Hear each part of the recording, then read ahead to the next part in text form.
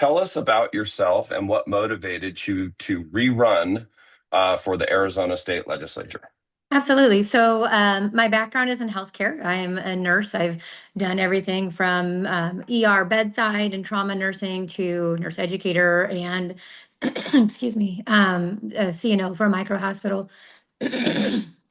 And when I was looking at the different laws that affected healthcare and nursing and what I was doing, I realized that there wasn't a lot of representation from the healthcare community in general. So I decided to run a little while back. And since then, I've been very involved in things that involve healthcare, child protections, family protections, and ensuring that we have good, safe places for families to raise their kids.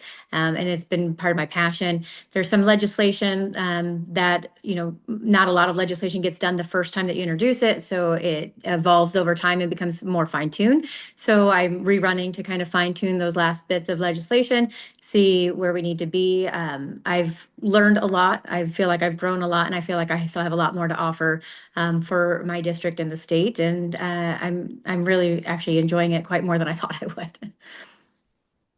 What professional or personal experiences best prepare you to represent the business community in Gilbert and the East Valley? Absolutely. So, not only is my background in healthcare, but my husband and I own a small business here in Chandler, and we serve.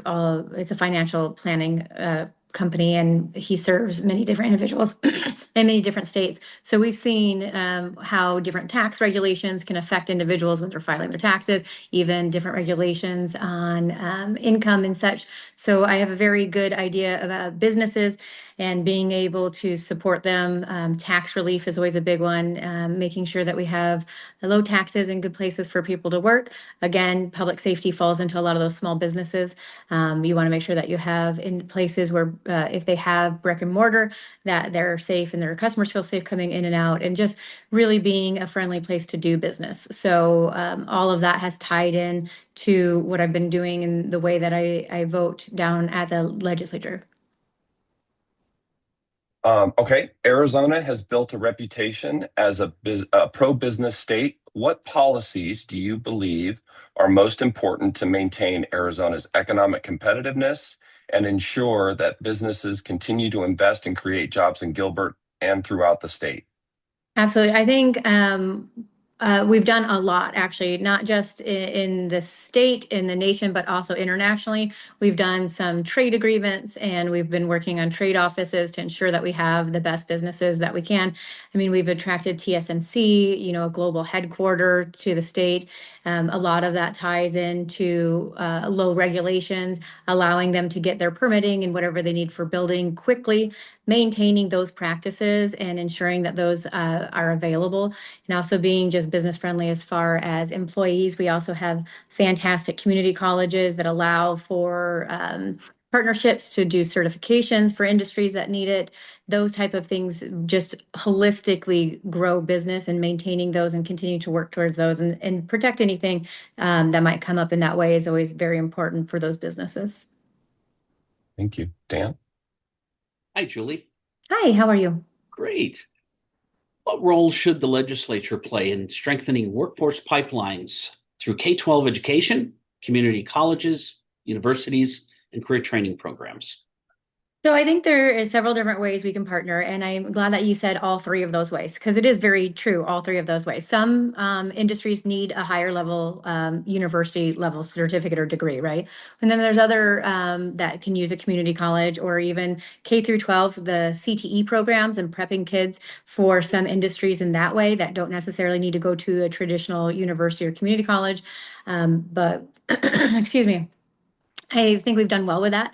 We've passed laws that allow community colleges to offer bachelor's degrees and not just associate's degrees, to help individuals that, university is just expensive, plain and simple. So being able to do that. And then making those relationships between new businesses that come in and the community colleges for this specific type of certification that they may need. Well, we've also done interns for high school, so that way they can see exactly what they might be getting into, because a lot of times kids get out of high school, have to pick a career, and then end up not even doing anything in that career. So it's not only wasteful as far as spending money for education, but it also is a time waste that individuals need to go back to. So I think really fine tuning each of those steps along the way, being very interactive with what industries we have here and connecting them with the different schools and at what level, I think has been very, very helpful as well. On the topic of infrastructure, what role should the state play in supporting transportation and water infrastructure and other key systems necessary for continued business growth? Absolutely. So, I mean, we can really talk about water right now, right? As we look at the CAP contract, right? It's been wild. So we've been playing in a role of really trying to help negotiate with the other compact states to ensure that we have access to Colorado River, making sure that we're trying to do the best that we can to reuse water when we can, and to be good stewards of the water that are already there. The 100-year assurance is a big step. And then going as far as the infrastructure for roads, the state plays a big part of that, right? We have the HERF that we use in ensuring that we have good infrastructure. If we have good infrastructure, businesses thrive. We see that as well. And we also know that where we're at in Arizona, a lot of times we are a throughput from California productions into Texas and vice versa. So maintaining those roads for the easy transport for long haul is also very important. I'm from Michigan, so originally I remember when I was a kid, Detroit was still rather it had failed, right? Because and a lot of the infrastructure of it had failed as well. So businesses just did not want to continue on. They found other places to go. So infrastructure, especially in a place where we have so many large businesses, is key to maintaining because they're taxpayers, right? Those large businesses, and making sure that they have what they need to continue to do business and to transport the products they need and the people back and forth to work is always very important. Well, building on that a bit more, do you have a specific transportation or infrastructure project that you feel is important to our community? So our community is pretty well built out. So as far as like a road infrastructure, I think at this point in time, it's maintaining the roads that we have. I mean, we can see in Gilbert and Chandler both the amount of road expansions that we're doing, right? 2-lane roads into 3-lane roads, really doing that. That's been huge and making sure that it goes bigger. But I think one of the larger projects that I've been supportive of isn't technically in our district, but it is a transport for people that come into our district, is the 347. The 347 highway, I used to work in Maricopa, the town, so I would have to drive it. But luckily I was going the opposite direction. But that road was just a constant backup. And a lot of those individuals were going into Chandler, into Gilbert, into Phoenix for their jobs. So if we can continue to nurture that project, we'll have, more, I guess, happy travelers along the way into work. Thank you. Next topic is housing. When it comes to housing availability and workforce housing, what policies, if any, should the state consider instating to improve housing supply while maintaining appropriate roles for local communities in planning and zoning decisions? Right. So that's a big discussion because what it would look like for Gilbert would be different, say, for Snowflake, right? It would be different for Phoenix. So those situations are very specific to the cities. I think keeping local control over a lot of that is very, very important. Maintaining the communities and the neighborhoods that the cities have, decided and developed. But as far as I think what we can do is to maintain lower regulations and maybe streamlining permitting for housing. And I think that will help out a lot. I think that we just have had a residual effect from COVID, a long COVID hangover in that area, and that we're starting to rebound from it. But I think a lot of it has to be held at the local level, because otherwise, if we try to do a one size fits all from the state legislative perspective, we're going to mess something up. Thank you. Eric? Well, that's great, because that leads right into our next topic of authority. How do you view the balance between state authority and local decision making when it comes to economic development, housing, and business regulation? Right. So I believe that at the state level, there are things that we can do overarchingly to make sure that we are a welcoming state to businesses and families. And I think we've done that. I don't think that there is a whole lot more that we can do. I think now it is in the city's hands to maintain what they need for each individual city. I do believe that it's a fine line, and it's based mostly off of communication. I like to believe that I have a strong communication with the different cities, and when questions come up about how something, a piece of legislation will impact them, I continue to reach out. I've reached out to the chambers with questions. I've reached out to the cities and the city managers and the council members with questions to make sure that what I'm seeing is a full picture, because sometimes something sounds really good on paper, but then when it comes time to implement it, it's like it just doesn't match up.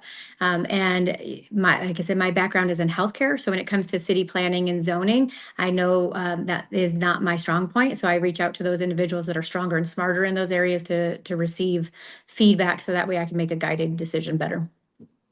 Well, can you share a specific issue you hope to champion when it comes to the balance between local and state? I don't know, honestly, if there's anything to champion right now. I feel that we're doing really well as a legislative body, not stepping in. There was a couple of pieces of legislation that have come up that we have, tried to work with the sponsors on, that probably would not be fantastic for the cities. And whenever those things just come to a roadblock, we have to vote in the way that we feel best is for our cities, and I will continue to do so. There are individuals that are just better in that strength, right? The healthcare is my strength. So whenever there's a healthcare legislation, I typically help carry that, or Selena Bliss. So the same thing with housing. I let those that have that background kind of carry it, and I lean on them for knowledge. The same thing I do with water, as I learn and grow in that area as well. Well, and speaking of water, because we talked a little bit about infrastructure. Now, what role should the legislator play in supporting responsible water management while ensuring that communities like Gilbert can continue to attract business and residents? Right. I think having good relationships with those large users in the districts, Intel is a prime example that I can think of in our district, and making sure that they have good stewardship models, and they do. Intel does a fantastic job at reusing their water and recharging.